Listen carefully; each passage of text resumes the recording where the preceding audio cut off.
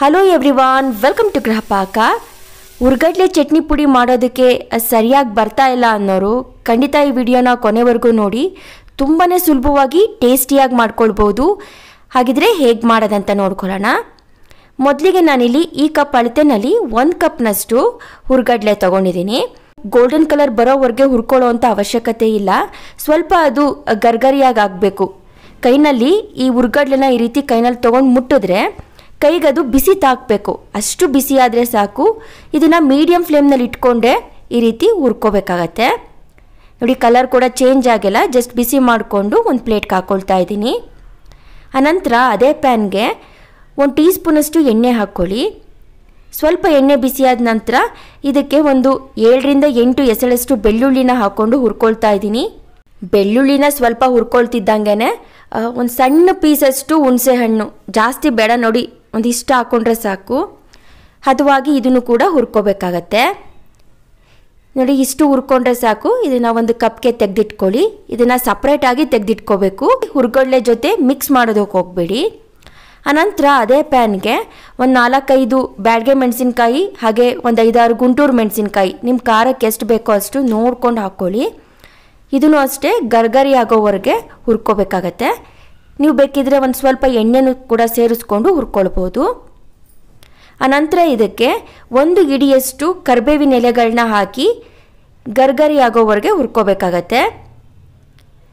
ತುಂಬ ದಿನಗಳ ಕಾಲ ನಾವು ಇದನ್ನು ಸ್ಟೋರ್ ಮಾಡಬೇಕು ಅಂದರೆ ಯಾವುದೇ ಕಾರಣಕ್ಕೂ ತೇವಾಂಶ ಇರಬಾರ್ದು, ಯಾವುದೇ ಪದಾರ್ಥಗಳಲ್ಲಾದರೂ ಅಷ್ಟೇ. ನೋಡಿ, ಈ ರೀತಿ ಗರ್ಗರಿ ಆದ ನಂತರ ಒಂದು ಪ್ಲೇಟ್ಗೆ ಇದನ್ನು ಕೂಡ ತೆಗೆದಿಟ್ಕೋಬೇಕಾಗತ್ತೆ.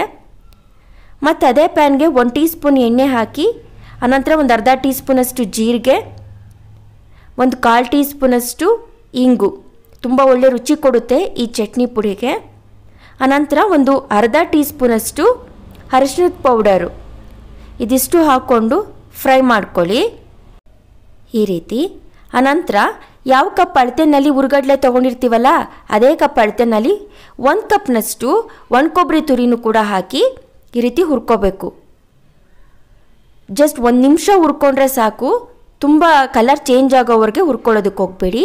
ಇಷ್ಟಾದ ನಂತರ ಇದನ್ನು ಕೂಡ ಒಂದು ಪ್ಲೇಟ್ಗೆ ಈ ರೀತಿ ಹಾಕ್ಕೊಳ್ತಾ ಇದ್ದೀನಿ. ಇದೆಲ್ಲ ಸ್ವಲ್ಪ ತಣ್ಣಗಾಗ್ತಿರಲಿ. ಈ ರೀತಿ ತಣ್ಣಗಾದ ನಂತರ ಮಿಕ್ಸರ್ ಜಾರ್ಗೆ ಮೊದಲು ನಾನು ಹುರ್ಗಡ್ಲೆ ಮತ್ತು ಮೆಣಸಿನ್ಕಾಯಿ ಹಾಕ್ಕೊಂಡು ಗ್ರೈಂಡ್ ಮಾಡ್ಕೊಳ್ತೀನಿ. ಈ ಹುರ್ಗಡ್ಲೆ ಚಟ್ನಿ ಪುಡಿ ಮಾಡ್ಕೋಬೇಕಾದ್ರೆ ಈ ರೀತಿ ಸಪ್ರೇಟಾಗಿಯೇ ಗ್ರೈಂಡ್ ಮಾಡ್ಕೋಬೇಕು. ಈ ರೀತಿ ನೀವು ಸಪ್ರೇಟಾಗಿಯೇ ಗ್ರೈಂಡ್ ಮಾಡ್ಕೊಳ್ಳಿಲ್ಲ ಅಂದರೆ ಹುರ್ಗಡ್ಲೆ, ಒಣ ಕೊಬ್ಬರಿ, ಹಾಗೆ ಬೆಳ್ಳುಳ್ಳಿ, ಹುಣಸೆ ಹಣ್ಣು ಇದನ್ನೆಲ್ಲ ಒಟ್ಟಿಗೆ ಹಾಕಿ ಗ್ರೈಂಡ್ ಮಾಡಿಕೊಂಡ್ರೆ ಇಷ್ಟು ಹದವಾಗಿ ಪೌಡರ್ ಆಗೋದಿಲ್ಲ ಚಟ್ನಿ ಪುಡಿ. ಮೆಣಸಿನ್ಕಾಯಿ ಮತ್ತು ಹುರ್ಗಡ್ಲೆನ ಇದೇ ರೀತಿ ಸಪ್ರೇಟಾಗಿ ಗ್ರೈಂಡ್ ಮಾಡ್ಕೋಬೇಕು. ತುಂಬ ಸ್ಮೂತ್ ಪೌಡರ್ ಆಗಿ ಮಾಡ್ಕೋಬಾರ್ದು, ಒಂದು ಮೀಡಿಯಮ್ ಆಗಿ ಗ್ರೈಂಡ್ ಮಾಡ್ಕೊಳ್ಳಿ. ಆದರೆ ಸ್ವಲ್ಪನೂ ರಫ್ ಆಗಿರಬಾರ್ದು, ನೆನಪಿರಲಿ. ಇದಾದ ನಂತರ ಇದಕ್ಕೆ ಹುರಿದಿಟ್ಕೊಂಡಂಥ ಒಣ ಕೊಬ್ಬರಿ, ಕರಿಬೇವು, 1 ಟೇಬಲ್ ಸ್ಪೂನಷ್ಟು ಬೆಲ್ಲ, ಹಾಗೆ ಹುರಿದಿಟ್ಕೊಂಡಂಥ ಹುಣಸೆ ಹಣ್ಣು, ಹಾಗೆ ಬೆಳ್ಳುಳ್ಳಿ, ರುಚಿಗೆ ತಕ್ಕಷ್ಟು ಉಪ್ಪು, ಇದಿಷ್ಟನ್ನು ಗ್ರೈಂಡ್ ಮಾಡ್ಕೊಳ್ಳೋಣ ಈ ರೀತಿ. ಇದನ್ನು ಸ್ವಲ್ಪ ಮಧ್ಯ ತಿರುಗಿಸ್ಕೊಳ್ತಾ ಗ್ರೈಂಡ್ ಮಾಡ್ಕೋಬೇಕಾಗತ್ತೆ. ಯಾಕಂದರೆ ಒಣ ಕೊಬ್ಬರಿನಲ್ಲಿ ಎಣ್ಣೆ ಅಂಶ ಇರುತ್ತಲ್ಲ, ನಾವು ಈ ರೀತಿ ಗ್ರೈಂಡ್ ಮಾಡ್ಕೋಬೇಕಾದ್ರೆ ಅದು ಎಣ್ಣೆ ಎಲ್ಲ ಬಿಡ್ತಾ ಬರುತ್ತೆ. ಅದಕ್ಕೋಸ್ಕರ ಇದನ್ನು ಅಷ್ಟೇ ನೋಡಿ, ಈ ರೀತಿ ಹದವಾಗಿ ಸ್ಮೂತಾಗಿ ಗ್ರೈಂಡ್ ಮಾಡ್ಕೋಬೇಕು. ನೋಡಿ, ಕಾಣಿಸ್ತಿದೆಯಲ್ಲ, ಈ ರೀತಿ ಇರಬೇಕು. ಇಷ್ಟಾದ ನಂತರ ನಾವು ಗ್ರೈಂಡ್ ಮಾಡ್ಕೊಂಡಂಥ ಈ ಹುರ್ಗಡ್ಲೆ ಪೌಡರ್ನ ಇದಕ್ಕೆ ಹಾಕಿ ಜಸ್ಟ್ ಒಂದು 2 ಸರಿ ಈ ರೀತಿ ತಿರುಗಿಸ್ಬಿಟ್ಟು ಆಫ್ ಮಾಡ್ಕೊಂಡ್ಬಿಡಿ. ಒಂದು ಸರಿ ಈ ರೀತಿ ಮಿಕ್ಸ್ ಮಾಡ್ಕೊಳ್ಳಿ. ಆನಂತರ ಇನ್ನೊಂದು ಸ್ವಲ್ಪ ಹುರ್ಗಡ್ಲೆ ಪೌಡರ್ ಉಳಿದಿತ್ತು, ಅದನ್ನು ಈ ಟೈಮ್ನಲ್ಲಿ ಹಾಕಿ ಇನ್ನೊಂದು 2 ಸರಿ ಇದೇ ರೀತಿ ತಿರುಗಿಸ್ಕೊಳ್ತೀನಿ. ಯಾಕೆ ಈ ರೀತಿ ಮಾಡೋದು ಅಂದರೆ ಉಪ್ಪು, ಖಾರ, ಹುಳಿ ಎಲ್ಲ ಹದವಾಗಿ ಮಿಕ್ಸ್ ಆಗುತ್ತೆ. ಅದಕ್ಕೋಸ್ಕರ ನಾವು ಕೈನಲ್ಲಿ ಮಿಕ್ಸ್ ಮಾಡೋದಕ್ಕಿಂತನೂ ಈ ರೀತಿ ಮಿಕ್ಸರ್ ಜಾರ್ನಲ್ಲಿ ಗ್ರೈಂಡ್ ಮಾಡ್ಕೊಳ್ಳೋದ್ರಿಂದ ತುಂಬ ಹದವಾಗಿ ಹೊಂದ್ಕೊಳ್ಳುತ್ತೆ. ಇದನ್ನು ಆರಾಮಾಗಿ ನೀವು ಒಂದು ಏರ್ಟೈಟ್ ಕಂಟೈನರ್ನಲ್ಲಿ ತಿಂಗಳಾನುಗಟ್ಟಲೆ ಸ್ಟೋರ್ ಮಾಡ್ಬೋದು, ಸ್ವಲ್ಪನೂ ಹಾಳಾಗೋದಿಲ್ಲ. ಚಟ್ನಿ ಪುಡಿ ಅಂತೂ ರೊಟ್ಟಿ ಜೊತೆ, ಚಪಾತಿ ಎಲ್ಲಾದ್ರ ಜೊತೆನೂ ತುಂಬಾ ರುಚಿಯಾಗಿರುತ್ತೆ.